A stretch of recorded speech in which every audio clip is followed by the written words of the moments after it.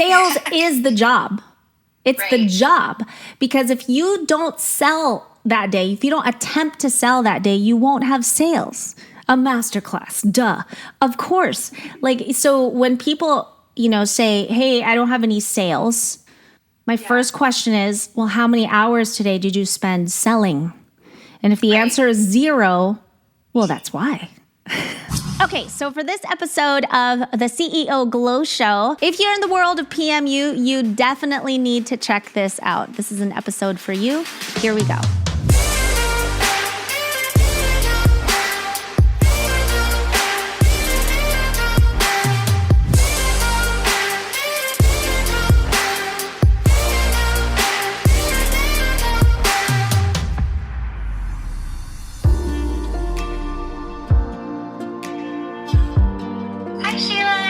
Hello. Okay, I'm all set up. How are you? How was your concert? Oh my gosh, it was amazing. I took the boys to their first concert ever, and it was a worship concert with Brandon Lake and Phil Wickham. And it was so powerful. It was like 25,000 people. And I just remember my first concert experience. It was Amy Grant back in the 90s. And I don't know, like these kids, they've never been to a rave. They've never been to Vegas, you know what I mean? And it's like the lights and how big it is and how loud it is and all the people and the energy. And it was so cool. I know, I saw your son, he was like worshiping. And I was like, that's the cutest thing ever. It's the best. He was just like so in it. Yeah. That's all I've ever wanted. Yeah, just go ahead and kind of share with us what you're going to be talking about. My passion right now is keeping beauty businesses in business because automations and AI is moving so fast. And I think beauty professionals have just gotten stuck in their dinosaur ways. And I think if you're going to have a relevant business in 2027, now is the time to implement AI and automations into your business. And I'm going to seamlessly walk you guys through all of the things that you need in order to stay relevant. Your Bellavate is genius. Thank you. And I was actually telling Valerie Weber, I don't know if you know who she is. She's from, so I was talking to her about your app, and I was just like going on and on and on, and I'm super excited because I was telling her this is going to be such a great tool with my students that I really think like, and this is kind of what I've explained to my students, like learning a technique is one thing, but when you have to tackle a business, that's like a whole nother monster that we're not taught. Yes, 100%. 100%. What you've created is like so genius. I'm so excited to hear about it. Yeah, I think one of the things I'm really proud of, and also one of the things I think everyone should implement, is that, this team has always stayed on top of technology and on top of what's happening. I mean, I have an amazing team. We're all best friends. And we're all goal-oriented. Our mission is to make 1 million beauty business millionaires. And so I will be one of those. Yeah, that's our mission statement. And we say that at the beginning of every meeting on Tuesdays, a big group meeting, to just like remind everybody of the mission. And there's really is no making 7 figures anymore without modifying your systems. You make your first 100K through hustle, you make the next 900 through systems. And in order to stay relevant, you need to be on top of that. And it's actually easier now more than ever to make $1 million a year in your beauty business because it actually takes less work now, which is so exciting. And that's why I'm so passionate about it. I'm excited. I feel like this is going to be such a game changer for so many people. Mm-hmm. So I'm so excited that you get to, talk about this. Yeah, for sure.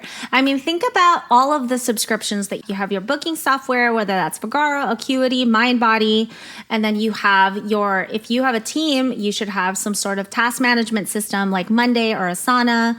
If you have a sales pipeline, you probably have Salesforce. If you have documents and waivers, you probably have DocuSign. And then you probably also have a website and a landing page. You probably have an email list. And for that, you probably use something like MailChimp or Constant Contact. You probably also have a checkout software, which is like Square or Wave or Stripe. But getting all of these modalities to talk to one another is the challenge. And then plus your brain.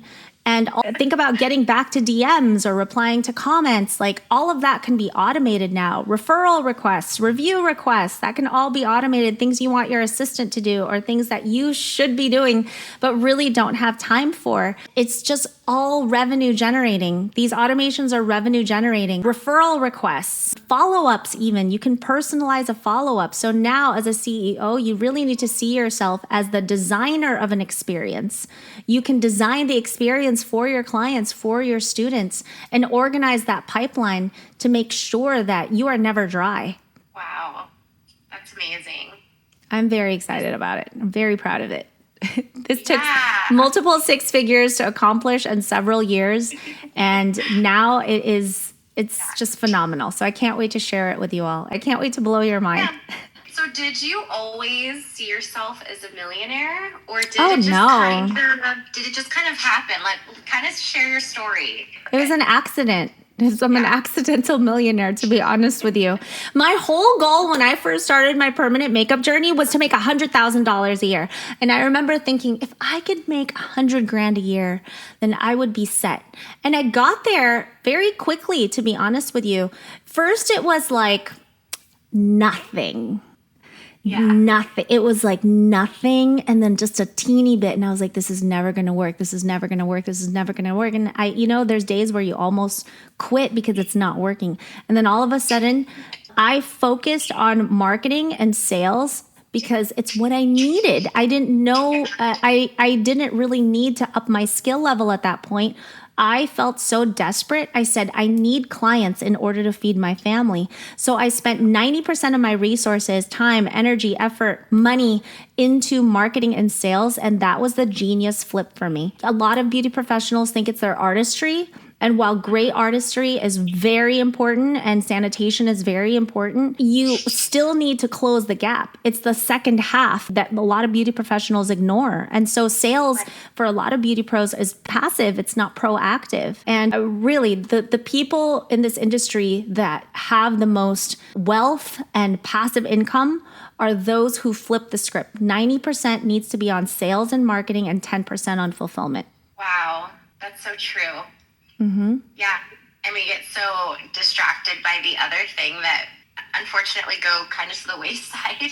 Absolutely. It's not the main focus, but I don't understand for a lot of people why it's not the focus, because that's oxygen, especially in PMU, because unlike, our lash technician friends or our, hairstylist friends, they have repeat service every 6 weeks, every 3 weeks.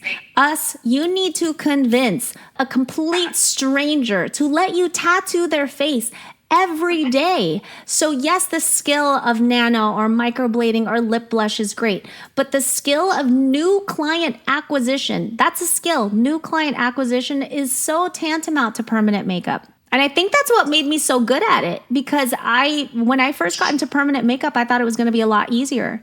And then I realized, I had to convince a brand new person that I've never met before and acquire brand new people on a daily basis in order to stay in business. So if you can have a full-time establishment doing permanent makeup, oh my gosh, you are like the cream of the crop, because nobody's able to do this. It's so hard to be able to do it. And new client acquisition is so important to our industry. Right. I feel like if I would have started with like lashes or hair or something like that, it wouldn't have made me this sharp. But because I had to do it not just for myself, but for a team of 15 artists and convince 15 people to let their faces be tattooed by my 15 artists every day, like it's really sharpened me so much. If I can do it for a PMU, you bet I could do it for lashes. You bet I could do it for a med spa, because that's a repeat service, or an SD. Yeah.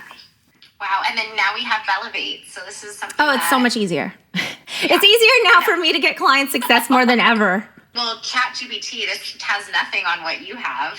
This is like the ultimate assistant. It's the ultimate assistant who's never on her period and is always on time and never had a fight with her man, and she's never forgetful. She doesn't have ADD. She's great. Her name's Bella, and she's on Bellavate, and she's going to make your life a lot easier. You just see. You just wait. Yeah. By the way, before we get back into the episode, I have my list of 37 automation tools that I use to run a multi-seven-figure beauty business passively. It's the complete guide to AI and automations that you need to be implementing in your business today and how these automations sell for you while you sleep. So if you want that, go ahead, send me a direct message on Instagram at Real Sheila Bella and just DM me the word auto and I will send it to you ASAP. So what are some non-negotiables, do you think, for women when you're building wealth? Non-negotiables, time management, 100% time management. And the second thing is probably trumps the first one, but you can't have the second thing without the first thing. And that is sales. You need to sell, because if you don't sell, you won't have sales. And I want people to understand, and I hate to be the bearer of bad news here, but it's just kind of logic. Sales is the job. It's the job. Because if you don't sell that day, if you don't attempt to sell that day, you won't have sales. A masterclass, duh. Of course. So when people, say, hey, I don't have any sales, my first question is, well, how many hours today did you spend selling? And if the answer is 0, well, that's why. Yeah, it's true. It's true. And even when I had students, they're not getting that many clients, but I asked, are you practicing? Because I don't ever see you sending in homework. And it's not just going to fall in your lap. So consistency is definitely key. 100%. Consistency with habits. Everything is habits. Your body, your face, your marriage, your kids. It's all about habits. And you need to implement sales habits into your business, especially if you're in PMU, just the same way as you need to implement it for any other thing you want to have success in, even spiritual success, right? Spiritual success, whatever that is, you need to set aside time to spend it with God or read your Bible, or that's so important. Yeah. I mean, you have gone through so much as far as your story, which is super inspiring. And I'm excited everyone's going to be able to hear it. But just from where you were to where you are now is something that's really powerful. And even your story of I told you how you're raising your children. I still have that little pop socket that says I can do hard things on the back of one of my phone cases. Oh, yeah, that's our family motto. I can do hard things. Yeah, I love it. This is really good for someone that's even interested in getting in PMU, because they're really going to be able to learn and see wow, I was there. And look, she was able to do it, and you have developed a system and this foundation, which is so good and enriching, because a lot of us, we've been talking about, don't have that, right? We start our business, and technique is one thing, but the fact that you were able to master the technique and then your business, and then be able to deliver and help all of us. That's so cool. Oh, thank you. I mean, share the wealth, right? That's kind of why am I hoarding this knowledge? How come when I first started, I was a 6-figure permanent makeup artist within the first year, and then multiple 7 by the third year. And even my trainer, who's got better technique than I do, or this one artist in Koreatown that at the time I was so obsessed with. How come celebrities were coming to me and not her? And I always thought that her art was so much better. I feel like those are celebrity eyebrows, because it's all about visibility. In order for a client to choose you, you first need to be an option. You just need to be an option. You need to be visible. And if no one can see you, if these clients can't see you, how can they choose you? And then once we get over the hurdle of being visible, now you need to be selected. Now you need to be chosen. And that's part 2. And then after that, part 3 is retention. Are they happy? Did they enjoy their treatment? Are they referring their friends? And so most of you guys have control over that. You understand that game. But those first 2 things, it's the 3 machines in business. It's lead generation, lead conversion, and fulfillment. Those first 2 elements is what I see a lot of permanent makeup artists ignoring. And they wonder why their months are so inconsistent. And then you have Pretty Rich Bosses as well. So this is something else that you're offering for artists to really have community. So excited for that. You got to come on to group coaching. We have a call every single day on different things. Mondays is lead generation. Fridays is DM sales. And then we have 2 or 3 tech calls a week. We have social media calls, and it's a daily thing. It's a daily community that you can be a part of. And it's all about showing up, right? Right. So if you could give anyone advice that's listening or watching and is curious about what are competitions, like why should I even go to a conference? Maybe I'm scared. I don't know anyone. I just started in this industry. What is something that you think would be very beneficial that they would get out of it, and why they should attend something like this? I definitely think that somebody who's just starting out in the industry, I think is a prime candidate for attending a conference, especially somebody that's just starting out. Because after attending a conference, you won't believe me now. When you are just following these, permanent makeup influencers and artists that you admire online, it's different when you are immersed with the entire experience in a live way. I encourage you to step out of your comfort zone and do it. If there's a tug in your heart that's like, I really need to level up, or you feel alone in the industry, or maybe there's something about your technique or your business that you feel like you could be more confident in, I encourage you not just to attend, but even to compete. Because a competition is really what's going to make you stronger at your craft. I mean, think about it. Where else are you going to get expert feedback on your work? You're going to come home with things to work on. And I think that's the most beautiful part of this. And the people that do competitions, I mean, that's a whole nother class of artists. Yeah. Right. So it's because you're openly asking for criticism. But that feedback, not criticism, that feedback is going to make you a stronger artist. It's going to better your technique. You're going to have happier clients. You're going to be prouder of your work. You're going to be proud of those healed results. And you're going to multiply your clients tenfold by doing this. That's so true. And there's like this fear that I think that we all have, but what's on the other side of that is like you're good, like you said, you get home and there's like you've just soaked and bathed in this like enrichedness, and it's gonna affect you and your career and everything. Yeah. Thank you so much, Sheila. Thank you for saying that. Thank you, everyone. Bye, everyone. Bye.